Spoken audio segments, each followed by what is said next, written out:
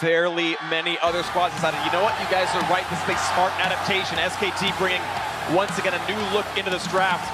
And Mlxg once again unleashing another champion that people weren't expecting to see much of, but push comes to shove. Backs against the wall now, match point for either side, do or die. With the Lulu and Caitlyn, they have very strong advantages here. Now, you talked about the bands of supports, you know, the Leona specifically in Champion Select here, but Taric and Tristana can also apply a tremendous amount of kill pressure. Ming, though, taking a lot of damage on the outside. Not a lot of ways out, he flashed, but it's going to be Peanut in range. He's going to get in there with the Ignite, the damage comes through, first blood for Bang!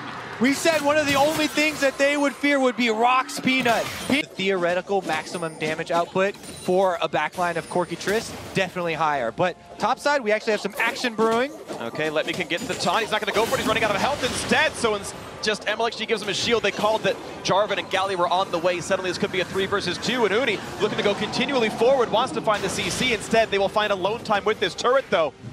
Sweeper misses the ward, so Peanut the play, flash only lands, here's the rest of the knockup, and they're gonna have all the CC they need. Mlxg gonna drop 2-0 SKT. And Huni, so much pressure on this top side. Now they even get to cut off Letme from the minion wave, and Faker instantly teleports back to mid. Such a big play in the blink of an eye. The fact that he's in a ward doesn't matter. They're gonna invest a teleport just to keep the turret health up. It's gank off on this, and now we gotta fight into the mid lane. Letme puts on the dodge time, and now Xiaohu gonna find himself a duel against Huni, but he's gotta be careful. Peanut is around, a lot of burst damage. He's almost gonna take him, one rocket, but the damage reduction of Galio saves Huni's life. Single-digit HP means that Gnar does not fall down. It was a lane swap by RNG to try to have the Corki answer Gnar. Ranged auto-attacker alike in the top side. Shen in mid lane. That would have been a big punishment, a way back into the game for RNG. It does not happen. Faker saves another teammate, applying the damage reduction for the last rocket. Meanwhile, down bottom lane, Ocean Drake taking up. So a solo Ocean, 14 minutes, not the ideal, but not bad. The fact that RNG's duo was able to heads up 2-on-2 with a bit of intervention, but not a true gank, get the turret kill against the Caitlyn lane. If the front line can play well enough to disrupt the auto attacks and the damage output, then it could be similar. Here we go on the bottom side, though. Letme is the target. Puts in the dodge. He buys a lot of time, but here comes the rest of the squad. Wolf is here. The taunt to buy some time, but Peanut can walk away. SKT, 3 unanswered kills. That was really strong. Even through the dodge field, able to pick him up. They'll summon the Rift out, force RNG to react bot side, and Baker's just leaving open, trying to wave clear around the mid lane. Baker feels like he's constantly trying to put out fires across the map, but look at the number one burning on top. Flash kicked him into a wall, into all of the rest of the damage is there. Huni, of course, the standard build doesn't have any resistances yet, and they knew their limits. Mlxg hoping to get this first turret, but here comes Faker. They've got to walk away. Turret. I think he might have known that Mlxg had no flash, but still a flash to get away. Didn't want to get knocked up, but a quick dodge out by Letme, but SKT able to get their third turret now of the game as bot lane 2-2 falls. RNG only just getting top lane outer.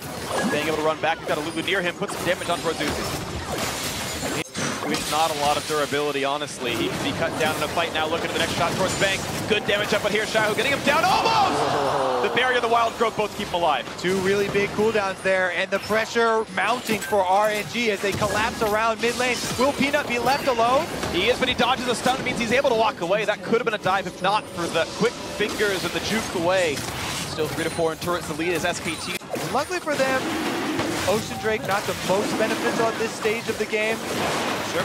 But they'll definitely take every little bit they can get. Thomas Smith, you mentioned trading farm before.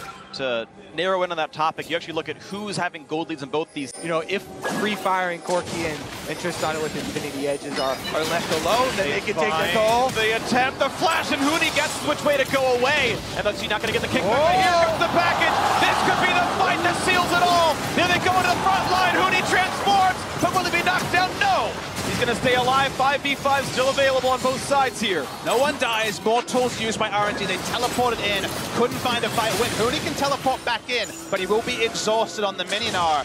We all take a big gulp, and the game resets again. And they did have to use Huni's flash to get out, so that's one component that would make it easy. With where they have the multiple damage dealers in the late game and SKT only having one, still echoes what they did in game 1, where they said, if we can take it late, we will win. Now trying to increase the pace of the game, though. First attempt at Baron. Trying to pull SKT into the pit. Division seen a little bit here as the war goes over the wall. They know it's at 5K. And Baker holds the front line. What kind of taunt can he get? What kind of setup is there? The snipe coming through. SKT actually re-engaged on the Baron. And they're going to get rid of the Vision. It's down to 4,800. Nar's in bot lane actually is taking a red buff and pushing. So SKT aren't serious about actually forcing a 5v5 fight, but they have pushed RNG off the Baron. Yeah, they're just trying to delay the members of RNG here. Now, Letme's been sent down to the bottom to deal with that minion wave, though, and SK Telecom disengaged. This game is bleeding. It's basically requesting a match winner to show up in a moment. Another Baron start, we might see that big moment. And it feels like SK Telecom are calling RNG's bluff. They're saying, prove it to us now. We are proven champions, and we have the poise in late game. You make the first move. The flag saw it. It was still down there. The taunt's going to land on a 1. The stun there to join it as well. They get the ulti out of Galio. Letme will be knocked up there. The chase in still going for Bang. He's got the damage up, but Chunks uses it to half and forces the rocket jump away. And meanwhile, Gnar still pushing in the bot lane. So Huni was doing in their losses, doing it here as well. He's back in main form, which when it comes to turret damage, is actually a benefit for the Gnar. Huni taking his toll down there on the bottom side, and the veterans in SK Telecom get a little bit more pressure. Continually able to split the map, and once again now starting on the Baron. The team far away. Mlxg can join this, but the Baron losing health rapidly. He sees, guys, Bang's hitting the Baron. There's no control ward on the Baron, so they're not actually able to secure it. They had one in the inventory. They peel away. SKT were not going to finish. And critically, Xiaohu on the bottom of your screen in the minimap, chasing Huni down, who was closing in his rage bar for a teleport to join the rest of the team. But here they go. Cataclysm pops and kicks right back to the rest of the team. Mlxg hoping to buy some time. Will get flashed on by Faker. The knockup's to follow. Here comes Shen. The knockup's still coming in. Do they have the damage up? But Mlxg trying to run away, getting on the wall, staying alive with a chase in for Peanut. Will find the first kill and break all the silence. And the chase now for Letme slowed, and no flash, but getting away. But a dead jungler is all SKT needs. They find the kill on the jungler, and that's all SK Telecom need to flip the switch. Baron started up once again. Corki's still pretty far away, walking in an easy solo on the Drake for Huni.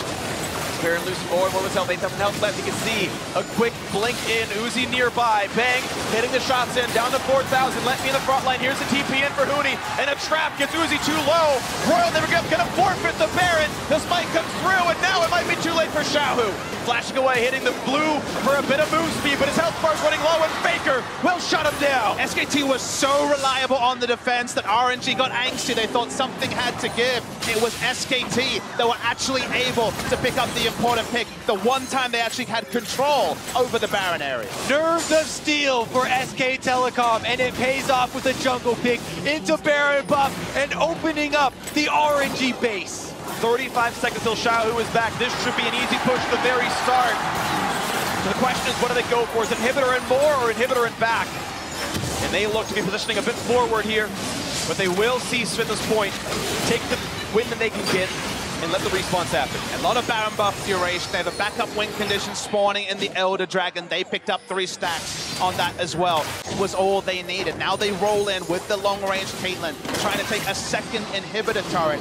The only thing they wanted to avoid was a fight. And so many times Galio looked to be going aggressively. We knew it was just to allow the Gnar to split push. SKT does not want a 5v5. What's the next play? Onto the bot lane they are. The traps from Caitlyn make re-engaging difficult. Letme blocks the shot.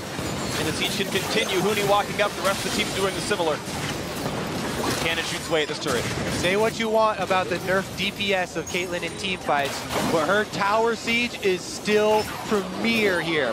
Caitlyn traps basically nullify the opportunities for engagements, and the range destroys the turret.